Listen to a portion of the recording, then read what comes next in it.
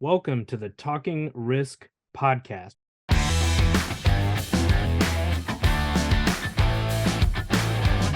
We discuss all things risk, hazard mitigation, insurtech, industry insights, and more. I'm your host, Brian Harris, Risk Control Director with FCCI Insurance Group, and with me is Ralph Hines, Risk Control Specialist with FCCI Insurance Group. Hey, Ralph, welcome back to the podcast. How are you doing today? I'm doing good. Thank you so much, man. This is just a really, really cool thing that we're able to do and just trying to help people.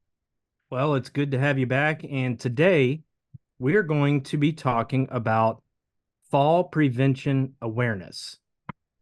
And essentially, we're discussing elevated work, exposures, and the risks associated with it, and what can happen when proper controls are not implemented. So to get us going today, Ralph, I wanted to throw out some statistics that are pretty alarming.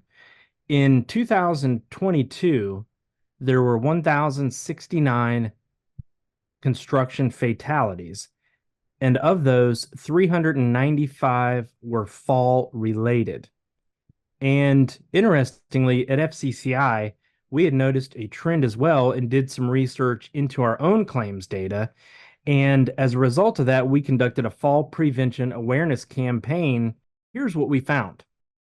Since 2016, FCCI paid over $117 million in claims as a result of falls from heights. And another interesting component of that was that 30% or more of those claims involved workers that had less than 6 months on the job. You participated in the fall prevention awareness campaign with us at FCCI. What did you see out there when you were meeting with customers, and maybe just talk briefly about some of the things we did with regard to this campaign? Yeah, sure. Thank you, Brian. Yeah, every year, in addition to what we did, and them numbers are really amazing when you think about it. And it's historical. 300 plus every year in construction die from falls. So during that campaign, I found a lot of interest from our customers and our contractors.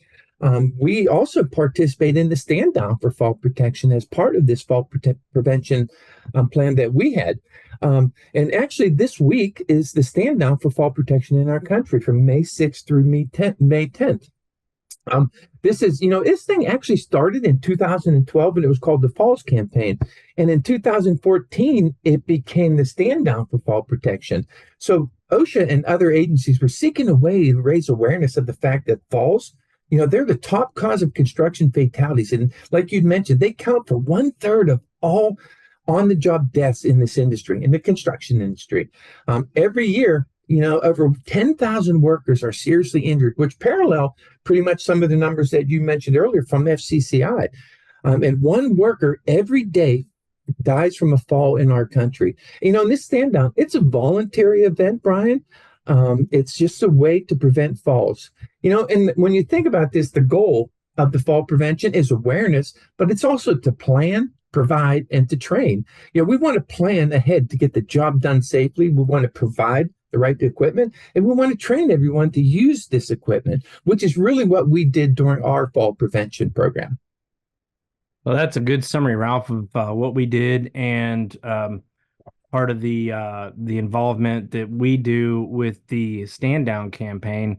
I think as we get going in here and we talk about some of the exposures, the hazards and controls, I think we need to maybe also level set with regard to what is a fall. It's defined a certain way, and it's also viewed by OSHA as a certain thing. We've had claims where somebody falls through an open hole on a roof on a construction site 30 feet and either becomes a quadriplegic or becomes one of those 395.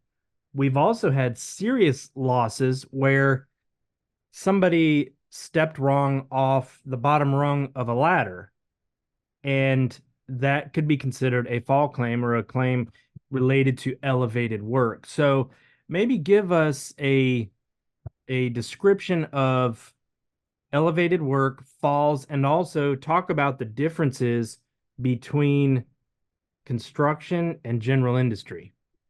Okay, sure, will do. Hey, how about a general definition of falls to start off with? And a fall hazard is anything at your workplace that could cause you to lose your balance or lose body support and result in a fall. So therefore, any walking or working surface can result in a fall. And when we think about falls, it's about numbers. So one of the things we try and do when we train our insureds and our customers is to educate them on numbers, because numbers provide them, and the light should come on when they're at this number that they deem that they need the proper fall protection. So let's talk about general industry.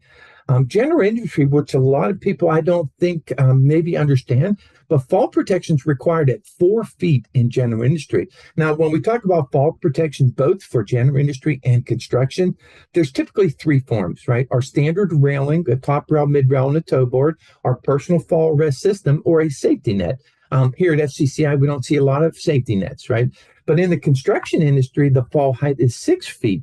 And when I was talking about numbers, the numbers to remember are the 4 feet, the 6 feet, and 10 feet's an important number because that's when scaffolding and fall protection comes into play. And then the other number we get into is steel erection. And steel erection can be 15 or 30 feet. And it's really all based on what the worker is doing. Very good. Well said. And, when I think of those controls and we talk about those different requirements, um, it relates to the OSHA standards. You mentioned general industry and construction, and the heights when they're required to have protection in place. This is Talking Risk, the risk control podcast from FCCI Insurance Group. You can find us on Apple Podcasts, Spotify, or by visiting our website, fcci-group.com. Click on Risk Control, then Risk Control Resources, and select the episode you want to hear. We'll be right back.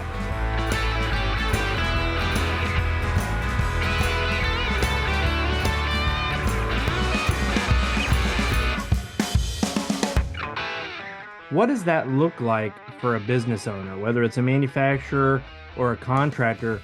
What are some of the things they need to do or have in place if they are subject to those requirements?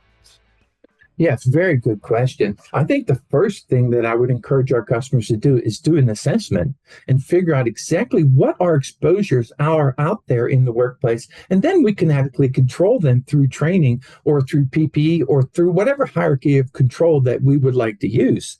Um, let's face it, that this is a big deal. And we just want to encourage them.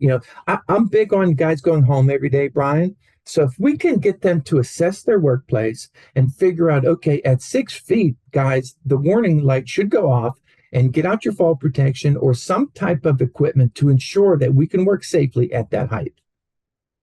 Talk about training requirements. Yeah, training requirements. So we're getting into a little bit of a competent person, because a competent person has certain requirements, and they're the one that's really overseeing and controlling the fall exposures on the job site, because they have authority from the company to shut down the job, and they are required to have knowledge on the exposure as it relates to what's going on that job. So on the job site, what we want to do is, when we're at 6 feet, let's evaluate that. The training requirements, employees, if you think of an OSHA violation, for example, if there's a fatality, the standard will be cited, but what also will be cited will be training and what is required. So they have to be trained to recognize the hazard. They have to be trained on how to use the proper equipment, how to don it, how to inspect it, how to maintain it. And then the fall protection that's not personal fall rest systems, such as standard handrails, have to be inspected daily by that competent person, or when any significant changes happen to your workplace. Very well said. There's a lot that goes into that. And I think it's also important to remember, if it's not written down, it didn't happen. So if you are conducting training for workers, there needs to be a record of the topic subject matter, who attended, and when it was done. Exactly. Now, part of this emphasis with regard to falls is the OSHA, the Focus 4. And I'd like for you to talk briefly about the Focus 4 from OSHA and specifically falls. Okay, sure. Well, let's review what the Focus Four are. And the Focus Four hazards are the four leading causes of fatalities in the construction industry. They include struck bys, caught in betweens, electrical, and falls. And again, the falls are from the walking surface. It doesn't have to be from a height that we're seeing a lot of these injuries and fatalities. Um, but more specifically, the falls, it's just a huge deal because the number of people, Brian, 90% of falls or injuries, more specific, are the result of employee error. So if we can train them to recognize these things and at what height am I exposing myself and then properly protect them, man, we're doing better than we can. And to tell you the truth, our goal, we work for our customers for sure, and we want them to be profitable. But in the end, we want these employees to go home every single day. So everything we can do to enforce these and provide training or assistance to employees and customers, man, we're way ahead of the game. Absolutely. Well said. And, thinking of some of those exposures, right? We're talking about Focus 4, and we think of like the obvious workers on a scaffold, workers on a swing stage, roofers, workers in an aerial lift, things that are obvious. You see somebody high up off the ground, something like a lineman climbing a pole. You can see it. You can see, okay, there's a risk there that if they fall, they're going to get seriously hurt. There's a lot of other not so obvious hazards that create an exposure for a fall type loss. Things that come to mind are open holes and ladders. Yes. We've seen serious claims where a hole may have been covered on a roof, but not secured. Somebody steps on it or sits on it and goes through it. Now, a hole is surprisingly small according to OSHA. Talk a little bit about that. Yeah, yeah. When you look at the definition, can be kind of confusing, but basically, as whole as anything 2 inches that can cause you to trip or fall. And if you think about it, that makes sense. So it's a huge exposure. And you mentioned all these other exposures that were out there. Rebar is part of the fall protection standard. And if I fall on that, that's going to be a significant injury. And then when we get into the scaffolding and the ladder placement, Brian, when you and I have the privilege of visiting job sites for our customers, and the word that I'm hearing out there is that generals really do not like ladders on their job sites anymore because of the frequency of injuries that we're seeing from ladders. So it's a big exposure, and we're starting to see it going away. But we're never going to get rid of ladders, as you know.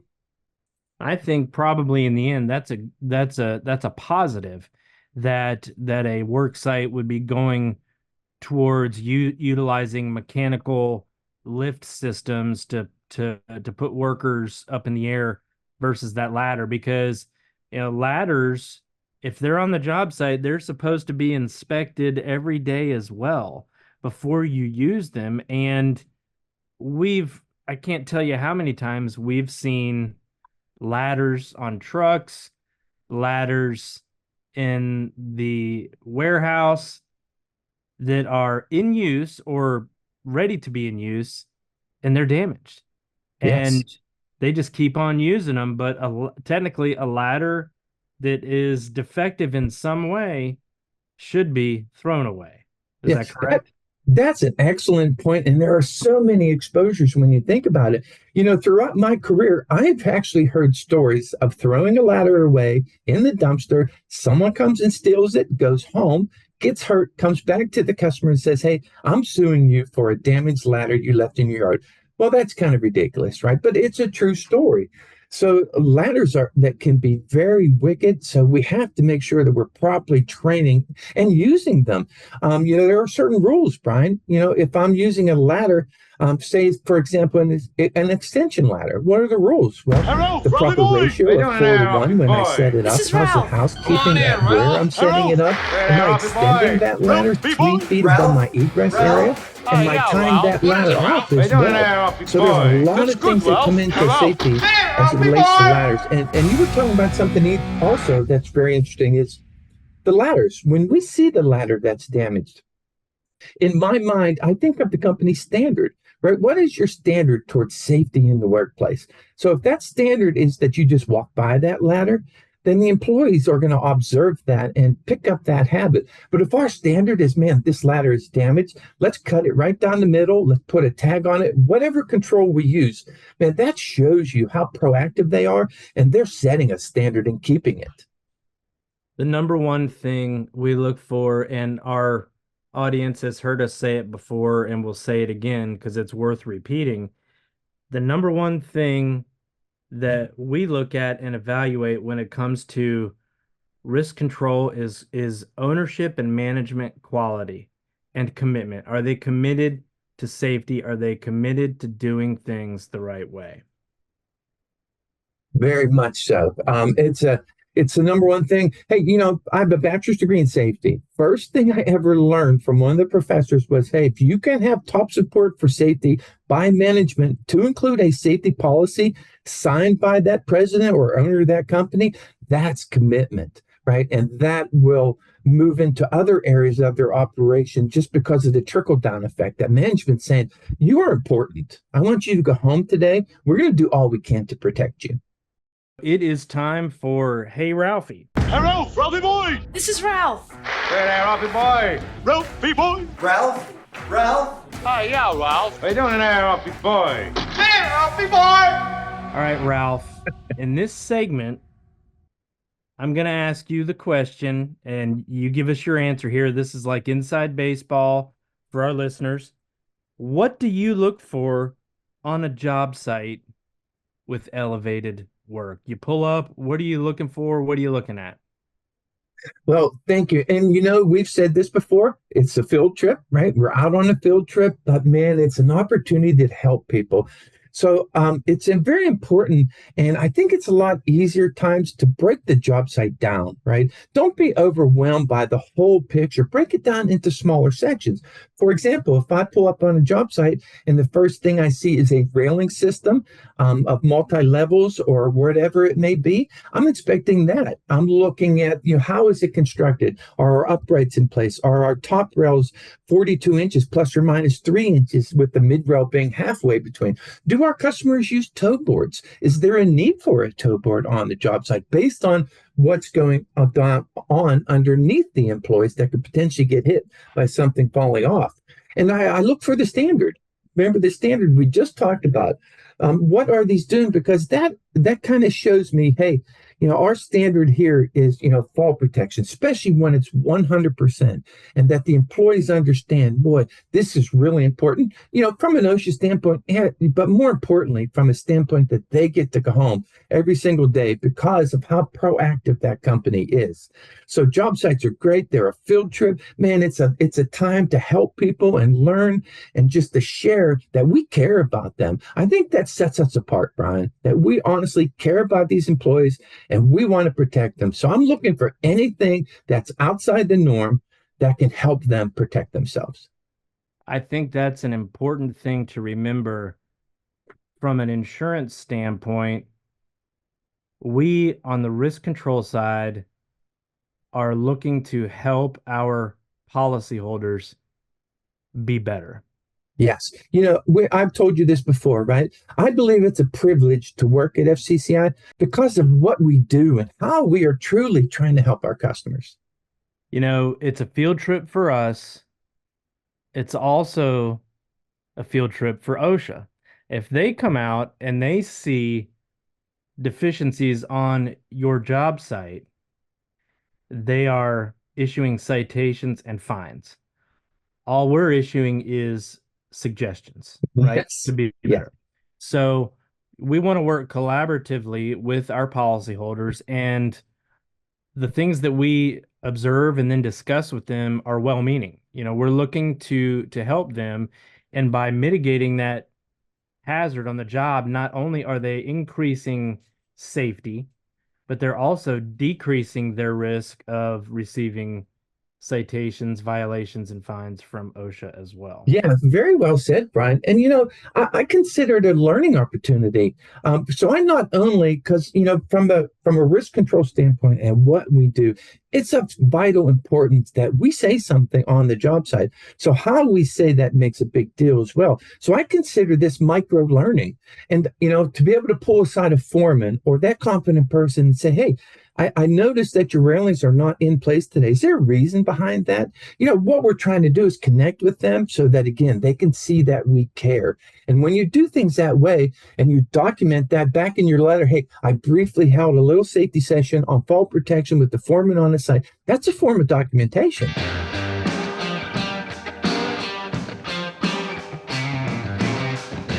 At FCCI, risk is our business. We provide services that help business owners better understand and minimize the losses they face every day. Our experienced and credentialed professionals have worked in a wide variety of industries, including agriculture, construction, manufacturing, retail, service, and wholesale distributing.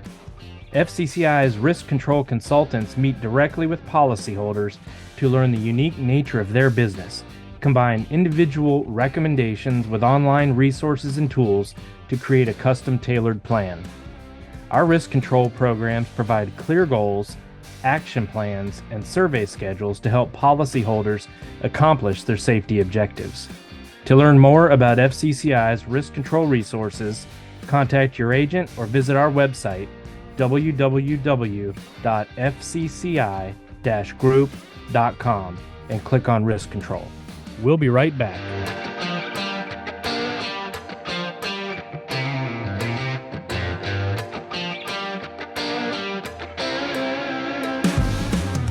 Ralph, we have covered elevated work. We've defined a fall. We've talked about the different requirements for general industry and construction. We've talked on 4 feet, 6 feet, 10 feet. Then the other one for steel, which is 15 and 30. 15 and 30. We've talked about what to look for on a job site. We've mentioned job hazard analysis, looking at the work beforehand, assessing the exposures. We've discussed training and that it needs to be documented. We've talked about management and ownership commitment to safety.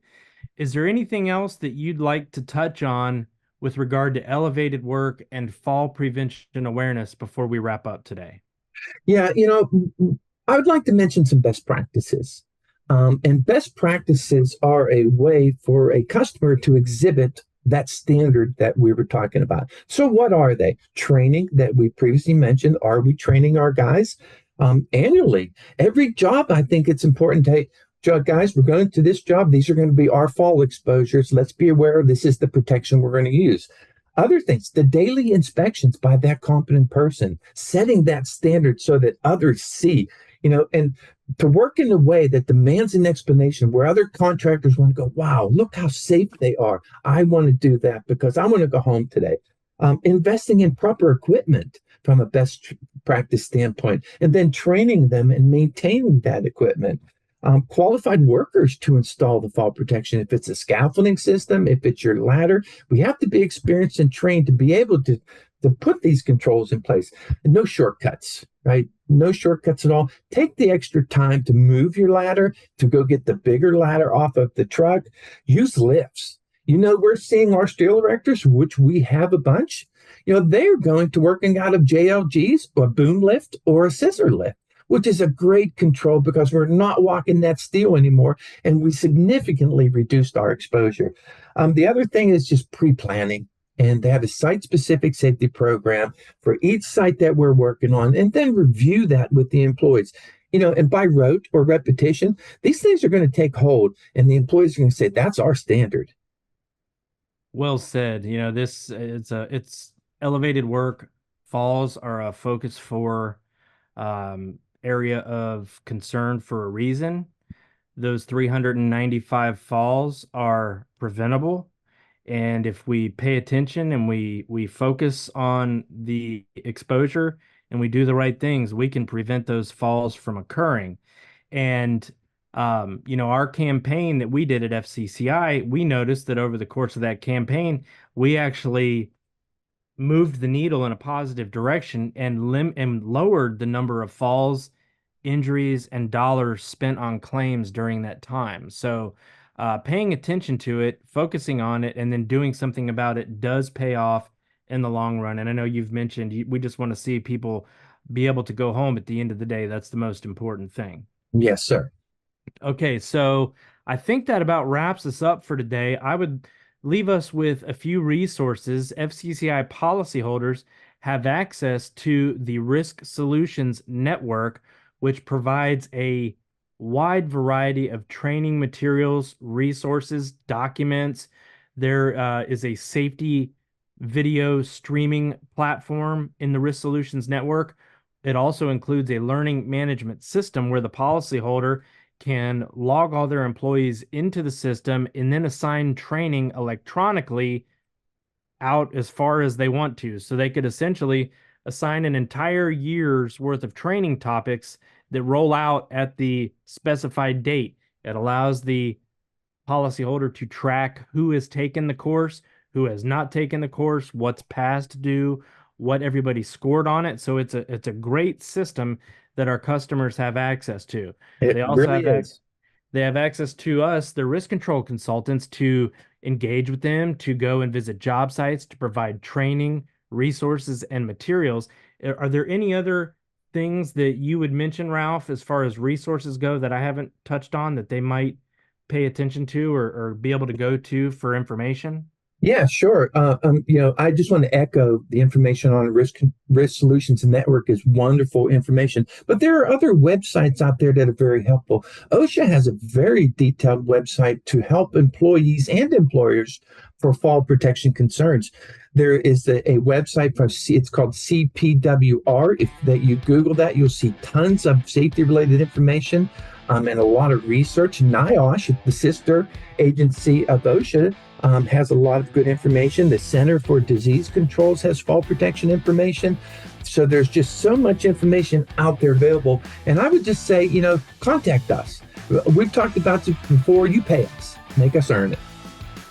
Well said, Ralph. Thanks for being a part of this episode. I appreciate what you do in the field every day, and I know our customers do as well. Remember, tomorrow is your reward for working safely today. Amen to that. And I would say the slogan for our campaign was "One fall could end it all." So everybody stay safe out there, and we'll talk to you next time. This is Talking Risk, the risk control podcast from FCCI Insurance Group. You can find us on Apple Podcasts, Spotify, or by visiting our website, fcci-group.com. Click on Risk Control, then Risk Control Resources, and select the episode you want to hear. For Talking Risk, I'm Brian Harris.